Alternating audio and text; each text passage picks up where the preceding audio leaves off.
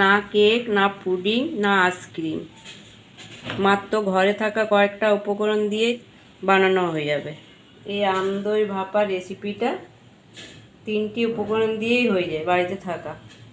আপনারা একবার হলো এই গরমের দিনে বানিয়ে খেতে পারেন। বানানোটা ভীষণই সোজা। আমি সবারই প্রথমে টক দই নিয়ে নিয়েছি। এটা ঘরে পাতা দই, বাজারের দই হলে টক হয়ে যাবে বেশি। ঘরে পাতা দই দিয়ে করলে এটা ভালো হবে। আমি সবারই প্রথমে দইটাকে একটা কাপড় নিয়ে নিয়েছি, কাপড়ের উপর একটা চা ছাঁকনা দিয়ে দিয়েছি। এইভাবে আমি দইয়ের যে জলটা আছে খুব ভালোভাবে ঝরিয়ে নেব।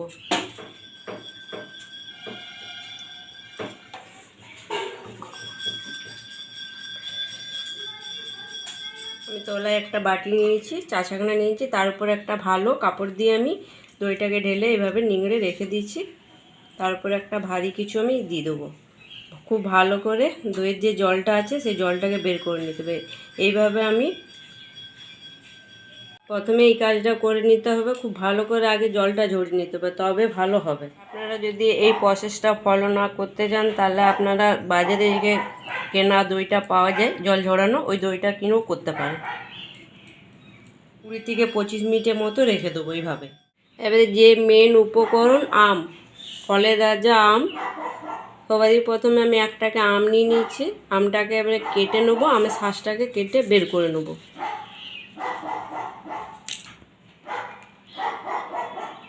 আমি মিডিয়াম সাইজে 2টো আম দিয়ে করব। আপনাদের কাছে যদি বড় আম থাকে একটাতেই করলে হবে। এইভাবে শাঁসটাকে আমি বের করে নেব। আম খুব ভালো পাকা দেখে নিতে হবে, তাহলে বেশি ভালো হবে। আম যতটা মিষ্টি থাকবে, রঙটা এরকমভাবে হলুদ হয়ে থাকবে, তাহলে রঙটাও বেশ সুন্দর আসবে আর মিষ্টিটাও হবে। এটাকে খুব ভালো করে আমাকে পেস্ট করে নিতে হবে। না কোনো জল, না দুধ, কোনো কিছু দিতে হবে না। শুধু আমটাকে খুব ভালো করে পেস্ট করে নিতে হবে। ভালো করে আমার পেস্ট করা হয়ে গেছে। আমার জলটা ঝরে গেছে, একদম পনিরের মতো হয়ে গেছে। এইভাবেই করে নিতে হবে, জল থাকলে হবে না। এইটাই মেন ইম্পর্ট্যান্ট কাজ। এবারে এটা আমি একটা বাটির মধ্যে ঢেলে নেব। আমি দিয়ে দিচ্ছি 2 চামচের মতো গুঁড়ো দুধ। গুঁড়ো দুধ দিলে টেস্টটাও ভালো হবে আরও। এবারে দইটাকে আমি খুব ভালো করে ফেটিয়ে নেব এইভাবে।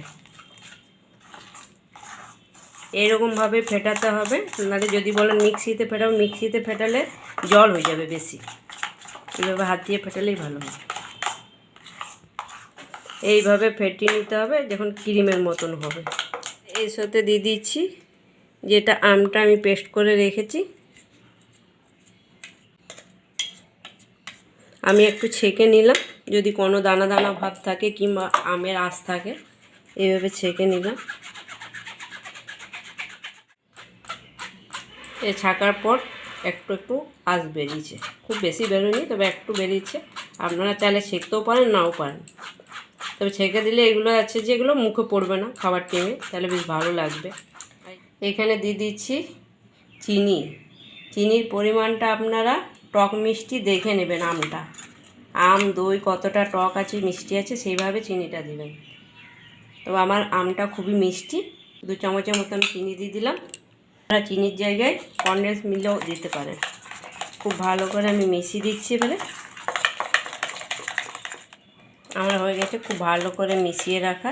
তবে এইভাবে ঘনত্বটা রাখতে হবে। খুব পাতলা হয়ে গেলে ডেজার্টটা ভালো বানানো যাবে না, ভালো হবে না। আর গুঁড়ো দুধটা আমি দিয়েছি, গুঁড়ো দুধটা না দিলেও চলবে। গুঁড়ো দুধ দিলে আরও টেস্টটা ভালো লাগবে, তাই আমি দিলাম। তবে অপশনাল, না দিলেও চলবে গুঁড়ো দুধটা। এইটাকে আমি সাইডে সরিয়ে রেখে দেবো। আমি এই বাটিটা করে বসাবো। আপনাদের কাছে যদি কেক টিন থাকে সেটা তো করে বসাতে পারেন, কিংবা মোল্ডও করে বসাতে পারেন। তো আমার কাছে নেই, আমি বাটিতে করে বসাবো। এর মধ্যে একটু তেল দিয়ে দিচ্ছি। আমি একটা খাতার পেপার নিয়ে নিয়েছি, তারপর গোল করে কেটে নিয়েছি। আপনাদের কাছে যদি বাটার পেপার থাকে সেগুলো দিয়েও করতে পারেন। এটা এর মধ্যে বসিয়ে দিচ্ছি। তেলটা দেওয়ার কারণে খুব ভালোভাবে ছেড়ে যাবে। এবারে দিয়ে দিচ্ছি যে মিশ্রণটা করে রেখেছিলাম আমদই সেই মিশ্রণটা দিয়ে দিচ্ছি।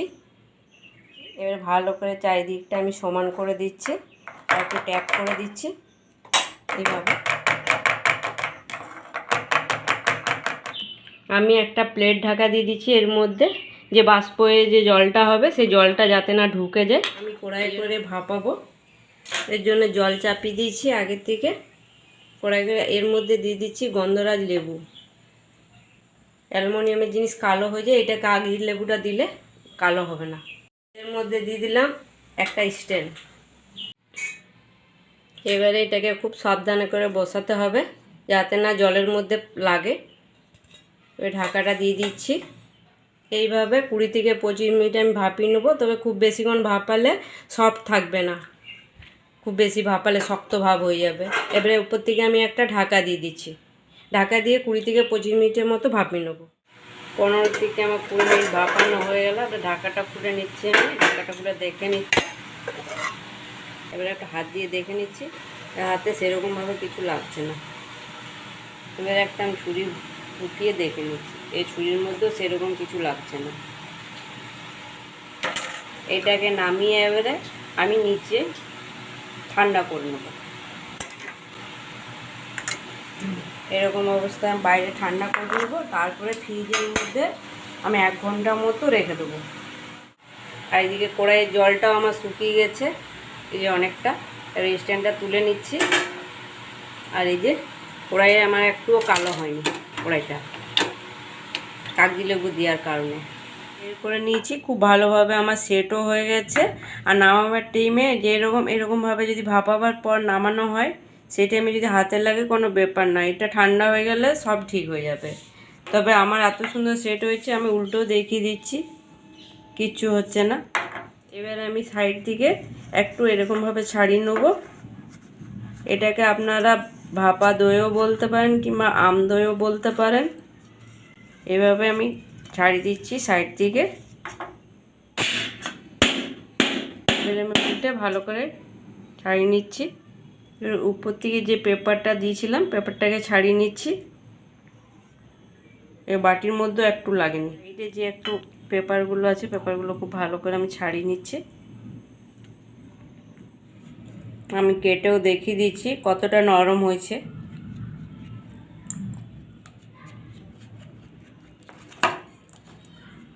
একটু সাজিয়ে দিলাম, মধ্যেখানটাতে চেরি দিয়ে দিলাম, আর দিয়ে দিচ্ছি এখানে কাঠবাদাম